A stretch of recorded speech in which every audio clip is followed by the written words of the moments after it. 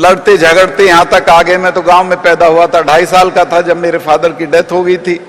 तो हम कोई बड़े विद्वान नहीं हैं, लेकिन फिल्मी दुनिया से मैं किसी फिल्म के आपके किसी नाम नहीं लूंगा, बयान पढ़ रहा था परसों कि फिल्मों से मुझे कुछ सीखने को नहीं मिलता। मैं कहता हूं मुझे सीखने को मिलता है। मैं फिल्मों की ऐसी बहुत चीजें हैं जो आज तक नहीं भूला हूं। मैं दिलीप कुमार का वो डायलॉग नहीं भूलता हूं जो जमुना गंगा में अपनी हीरोइन को गोली लगी हुई को अपनी गोदी में लेके कहता है कि तुझे कुछ हो गया तो मैं पूरी दुनिया में आग लगा दूंगा। वो जो डायलॉग डिलीवरी है उसको आप नहीं भूल सकते हैं। इसी तरह तीसरी कसम में जब वहीदा रहमान चली जाती है और राज कपूर खड़े रह जाते हैं तो कोई नामाकूल ही होगा जिसकी आंख में पानी नहीं आएगा। फिल्में बहुत दूर तक हिलाती हैं और बहुत दूर तक सिखाती हैं। और मुझे इस बात का फक्र है कि हमारे देश की फिल्मों में 1913 में सबसे पहली फिल्म बनी थी। 1936 में संत तुकाराम नाम की फिल्म को अंतर्राष्ट्रीय ख्याति मिली, इज्जत मिली, नाम हुआ उसका। और इसके बाद फिर हीरोज आए, सुपर हीरोज आए, फिर पूना के लड़के लड़कियां आए। तो बहुत लंबा सफर करके फिल्म आज यहां तक पहुंची है और इसका समाज पे असर हो रहा है। मैं एक ही बात निवेदन करना चाहूंगा, चूंकि यहाँ सीपी साहब हैं, बड़े बड़े लोग बैठे हैं, कि हिंदुस्तान में सिर्फ वो नहीं हो रहा है जो दिखाया जा रहा है, बहुत कुछ हो रहा है जो दिख नहीं रहा है।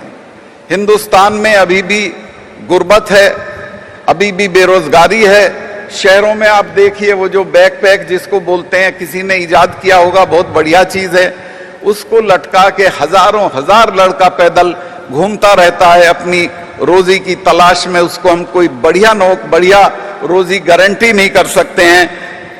यही किसान का हाल है। जवानों का तो मैं देख के आया हूं। आप यहीं बैठ के बहुत सब लोग भाषण करते हैं कि हम जवानों के लिए ये हैं और जवानों के लिए वो हैं। आपके देश में तो ऐसे ऐसे लोग हैं जिनके पास 14 मंजिल के मकान हैं। एक मंजिल में कुत्ते रहते हैं, एक में ड्राइवर रहते हैं, एक में कोई और रहता है, लेकिन एक पैसा भी चैरिटी नहीं करते हैं हिंदुस्तान की फौज के लिए। हिंदुस्तान के फौजियों की जिस दिन अर्थी आती है उस दिन सारा जिला जुट जाता है, डीएम आ जाता है, एसएसपी आ जाता है, एमएलए आ जाता है, एमपी आ जाता है। और मैं झुंझुनू जिला है राजस्थान में मेरी बहुत रिश्तेदारियां हैं। कोई गांव नहीं है वहां का जिसके दरवाजे पे शहीद की मूर्ति नहीं है गांव के रास्ते के बाहर। लेकिन उस दाह संस्कार के बाद उस बेवा और उस बच्चे को पूछने के लिए कोई नहीं जाता है। और ये जो मैं बताए 14 तल्ले के मकान वाले, ये कोई एक पैसे की चैरिटी ना एजुकेशन के लिए करते हैं, ना फौज के लिए करते हैं, ना सिपाहियों के लिए करते हैं, ना नौजवानों के लिए करते हैं। दुनिया के सब बड़े लोग, चाहे वो लॉर्ड गिल्डोफ हों, म्यूजिक के लोग हों, चाहे वो माइक्रोसॉफ्ट वाला हो, सब लोग अपनी पूरी आमदनी का बड़ा हिस्सा चैरिटी करते हैं। लेकिन हमारे यहाँ का जो अमीर है, मैं उसको इंसान भी नहीं मानता, मैं उसको सड़े हुए पोटैटो, सड़े हुए आलू की बोरी की जगह मानता हूं कि जिसकी जेब से एक पैसा नहीं निकलता है। तो मैं जो हमारे फिल्मकार हैं उनसे कहना चाहता हूं कि समाज के इस वर्ग के ऊपर थोड़ा हमला करिए, शायद उससे कुछ निकले। और अभी तक तो फिल्में ऐसी बनती थी। मेरा एक विदेशी दोस्त मेरे साथ फिल्म देखने गया, आखिर में बोला कि वो चूंकि आखिर में बाप मान जाता है, शादी हो जाती है, तब फिल्म खत्म होती है। तो उसने कहा हिंदुस्तान में शादी इतनी मुश्किल है क्या? तो अब उस दौर से तो आप निकल आए हैं। मैं आपसे ये निवेदन करूंगा कि अब जो हमारे समाज की जो विसंगति है, जिसमें गुर्बत है, नौजवानों का स्ट्रगल है, गांव-गांव आप अंदाज नहीं कर सकते क्या हालत है। किसान की, मैं खुद किसान हूं, मुझे मालूम है उसके क्या हालात हैं। और जो हम सरकारों में आ गए हैं, हमारे क्या हालात हैं। और ये जो चैरिटी ना करने वाले हैं, इनके क्या हालात हैं। अब जमींदार तो रहे नहीं कि आप उन पे हमला करेंगे कि जमींदार गांव में अत्याचार कर रहा है, ना उस तरह के महाजन रहे हैं। मैं आपको ये नए महाजन बता रहा हूं कि अपनी फिल्मों में इनके ऊपर हमला करिए। नौजवानों की मदद करिए, किसानों की मदद करिए, उससे समाज पे असर होगा और समाज जरूर बदलेगा। और मैं सहमत नहीं हूं कि फिल्मों का असर नहीं होता। जितना असर फिल्म की विधा का होता है उतना न किताब का होता है न और किसी चीज का होता है। आप मालिक लोग हैं, आपने बड़ी बड़ी अच्छी फिल्में बनाई हैं, आगे भी बनाएंगे। मेरी तो छोटी सी प्रार्थना ये है कि ये जो विसंगति है हमारे समाज की, इसको थोड़ा नंगा करिए और इस तरह के लोगों के लिए लोगों के जहन में विरक्ति पैदा करिए। मैं एक गलती करूंगा अगर मैं रूपा गांगुली जी का जिक्र ना करूं।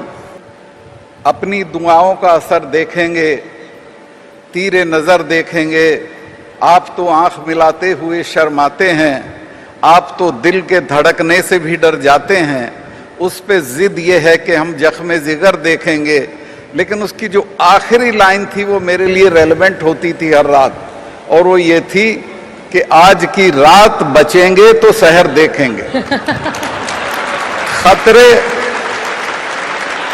इतने थे। मैंने जाने के फौरन बाद 17 साल के बाद पंचायत का इलेक्शन कराया। सारी पार्टियों ने बायकॉट किया, हुर्रियत ने बायकॉट किया, टेररिस्टों ने धमकी दी कि हम सब कैंडिडेट्स को मार देंगे। और आपको ये जान के अच्छा लगेगा कि 4000 लोग चुने गए, एक चिड़िया की कैजुअल्टी नहीं हुई। ये कश्मीर के इतिहास की अनोखी घटना थी। वहां तो जरा सी कोई बात होती थी तो एक हफ्ते में 50 आदमी मर जाते थे। 1910 में अनरेस्ट हुआ, 62 आदमी मरे। 1920 में हुआ, 1920 में हुआ, नहीं 2010 में हुआ, 50 लोग मरे। ये जो बहुत बुरहान वानी वाला मामला हुआ उसमें 110 लोग मरे। हर एक हफ्ते में इतनी कैजुअल्टी वहां होती थी, लोग मरते थे, लोगों को उकसाया जाता था, वो पुलिस पे थाने पे हमला करते थे, गोली चलती थी। और आज 370 हटाने के बाद भी एक भी गोली फायर नहीं करनी पड़ी है हिंदुस्तान की फोर्सेस को। मुझे जब मैं ब्यूरोक्रेट से जिक्र करता था कि शायद ये करना पड़े तो वो डराते थे कि साहब 1000 आदमी मारना पड़ेगा। लेकिन मैं इसके हटने के अगले ही दिन सब अस्पतालों में गया, बाजारों में गया, सब जगह गया। और एक लड़के ने तो मुझे यहां तक कहा कि चलिए लाल चौक पे आपको चाय पिलवाता हूं। लोगों के मिजाज में फर्क आ गया था, नैरेटिव से फर्क आया था। हमने कहा, सब जो नौजवान वहां हथियार लिए हुए हैं, मैंने पब्लिक ऑफर उनको किया कि आप ये हथियार छोड़ के मेरे घर आइए, खाना खाइए और मुझे कन्विंस कर दीजिए कि कैसे आप 250 आदमी हथियार से इंडिया जो सुपर पावर है उसको हरा के कुछ ले लेंगे। मोहब्बत में आप सब कुछ ले लेंगे। मेरी बहुत बात होती थी उस तरह के लोगों से भी, और वो बताते थे कि साहब हमको ना हिंदुस्तान से मोहब्बत है, ना पाकिस्तान से है, ना हुर्रियत से है, और इन दोनों पार्टियों से तो बिल्कुल नहीं है। हमारी बर्बादी इन्होंने की है। अब तो हमको मौलवी लोग ये सिखाते हैं कि जन्नत मिलेगी अगर मरोगे तो। ये सबसे ज्यादा जो खतरनाक चीज है वो आज ये समझाई जा रही है। मैंने इस पे भी पब्लिक स्टेटमेंट किया और ये कहा कि जन्नत अगर आपको चाहिए तो आपको मर के मिलेगी कि नहीं मिलेगी मैं नहीं जानता, लेकिन मैं तुमको 2 जन्नत दे सकता हूं। एक तो वो है जहां जहांगीर ने घोड़े से उतर के कहा था कि दुनिया में कहीं जन्नत है तो यही है, वो तुम्हारा कश्मीर है। इसको रखो, चलाओ, बढ़ाओ, और उसके बाद एक अच्छे मुसलमान के तौर पे मरोगे तो दूसरी भी मिल जाएगी। तो एक तरह से जिसको कहते हैं कि सेंस ऑफ फेटीग आई, समझदारी आई, और उसी की वजह से, हम नहीं कहते हमारी वजह से, लोगों के एटीट्यूड की वजह से आज वहां एक भी कैजुअल्टी नहीं। और एक बात मैं बताऊंगा तो आप हैरत करेंगे।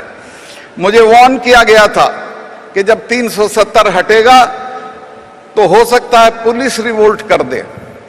लेकिन मुझे इस बात का फख्र है कश्मीर की पुलिस पे कि ईद के मौके पे भी एक भी सिपाही ने छुट्टी नहीं मांगी थी। सारे लोग ड्यूटी पे रहे थे और ईद उन्होंने लाइंस में मनाई थी। तो मैं थोड़ा दूसरी तरफ चला गया, सिर्फ पाकीज़ा की गजल के सिलसिले में कश्मीर पहुंच गया था। मैं वापस आता हूं। आज फिल्मी दुनिया के बहुत बड़े बड़े लोग बैठे हुए हैं, मैं आपके सामने क्या तकरीर करूंगा। हम तो